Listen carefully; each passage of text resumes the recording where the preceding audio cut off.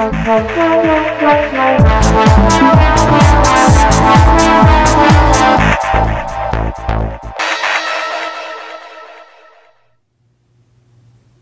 YouTube, and welcome to Turmoil in the Toybox. I'm your host, Aaron Hauser, and today we're going to be reviewing the NECA Pacific Rim Series 2 set of figures.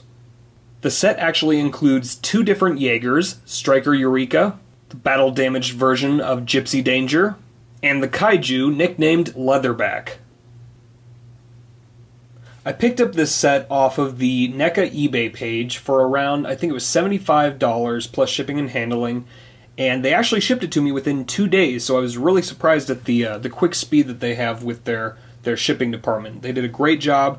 I particularly asked them for a set with no defects that they could discern anyways, because I was going to be reviewing this set. So the set that I received actually was in really good condition, so I guess if you make a note to ask for a specific set, whether it's, just for a review or just if there's some specific flaw that you're looking out for, if you put it in the notes, I guess they will consider that. So that's a nice little note there. Taking a look at detailing and articulation, the Gipsy Danger has the same articulation that we saw with the Series 1 set. Just start by mentioning this, I guess, since it fell off. They do have removable sword, the sort of chain swords for Gipsy Danger on this one, which plugs in on a little peg underneath his wrist there. It doesn't hold in entirely well, but if you use some like super glue or model glue or something like that, it could hold if you actually just wanted to leave it on display there. But those are detachable. Has articulation in the wrists, elbows, really loose on this elbow actually, in the shoulder joints, in the head, very limited movement on the head. Actually, this one doesn't seem to want to move at all. Oh, there it goes. You kind of have to lean it up. Anyways, articulation in the hips, in the knees, and the ankles, and then the back of the feet also move. So you can get some cool stances there.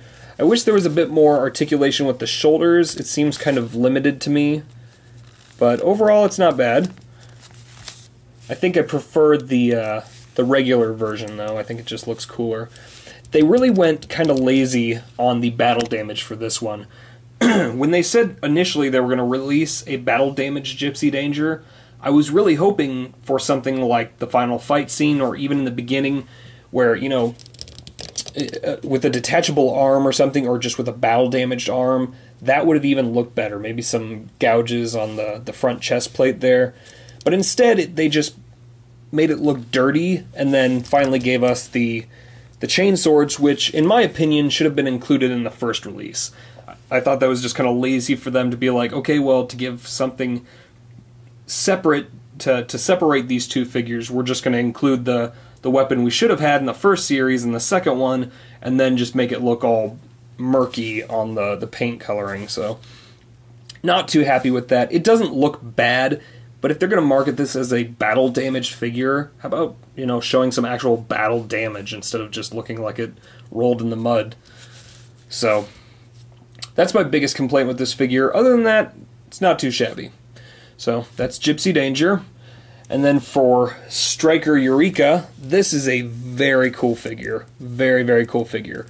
Right off the bat, you can kind of notice some of the joints are a little loose. Not a huge fan of that, but if you kind of, let me see, if you kind of tilt it up and at an angle, sometimes the joint will hold.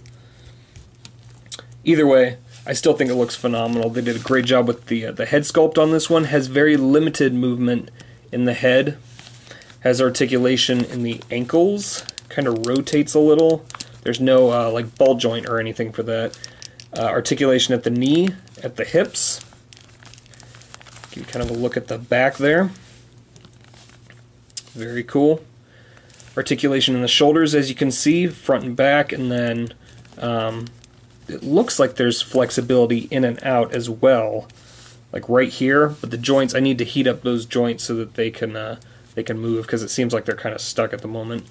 Articulation in the elbows, and then these individual blades actually do rotate. They can't flip in all the way, but they do they do rotate a bit. So if you get one and it looks like this in the box, don't worry, you can readjust these, make them look more streamlined like that. Does have some articulation in the wrist, no left or right twisting, but it does flex in and out like that, so you can kind of bend the wrist like that. And then I'm not sure if it has any waist articulation. Yeah, there's no waist articulation there. Overall, a lot of really nice detailing though. The paint job looks fantastic on this guy. Really, really excited to get this one in the collection too. It does have, and I will note that they do have the peg holes on the bottom of the feet, excuse me, so that you can put it on a display stand, which is nice. This one doesn't have any sort of balance issues or anything like that. Overall, really, really cool figure. I love this guy. Really wish they would have done something different with the joints so that they weren't as loose, but depending on the stance, you probably won't notice it as much. So that is Striker Eureka. Now for my personal favorite figure from this series, which is Leatherback, the kaiju. And they did a phenomenal job with this figure. I am blown away by the amount of detail they put into this guy. With each series that NECA does, you can tell that there's at least one figure out of the set that they seem to put more love into or more finances behind, just so that it can be kind of the star of the series. I'm pretty sure that this is the one that's going to sell out of the three of these guys, because this is just a phenomenal figure. This thing is heavy too. It is a very big figure. Weighs about as much as one of the Big Daddies from the BioShock series, and has way more articulation than I was ever anticipating on this figure. So we'll start off actually with the legs. Has tons of articulation here. You've got the ankles, sort of right below the knee there. It's got this smaller joint, flexibility at the knees, and then the hips also pivot. There is no peg hole for a display stand on this one, but he's big enough and holds himself up enough that you shouldn't really have to worry about that. He has flexibility at the shoulders. There's no elbow rotation, but there is flexibility at the elbows. And then here's where it gets really cool. They have, let me see if I can get this right there. Okay. Each of the individual claws are articulated. So you got 1, 2, 3 there. And then the thumb also has some slight articulation to it. Very, very cool. And then you can also rotate the wrist, which I really thought was a nice touch. So you can do that sort of almost King Kong sort of stance there.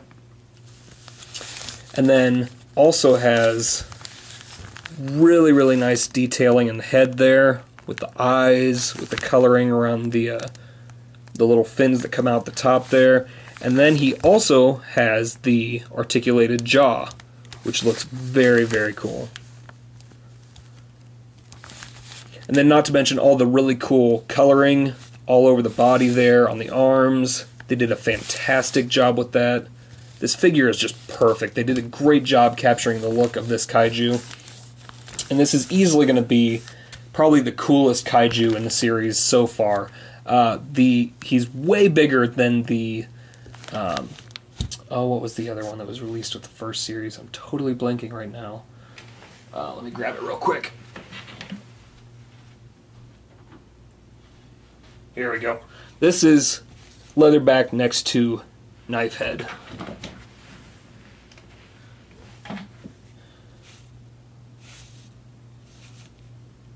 He just towers over the other kaiju. And I'm trying to remember what level kaiju he was.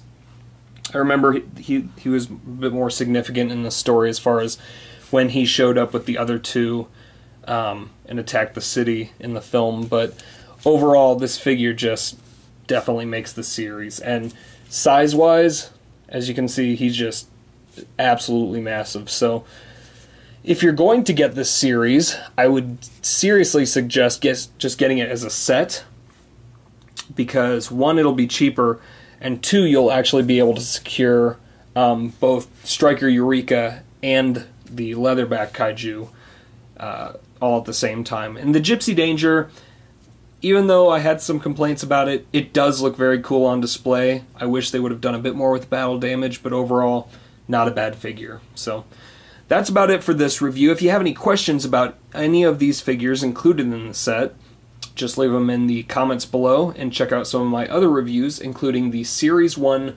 review of the NECA Pacific Rim set. So that's about it. Thanks for watching.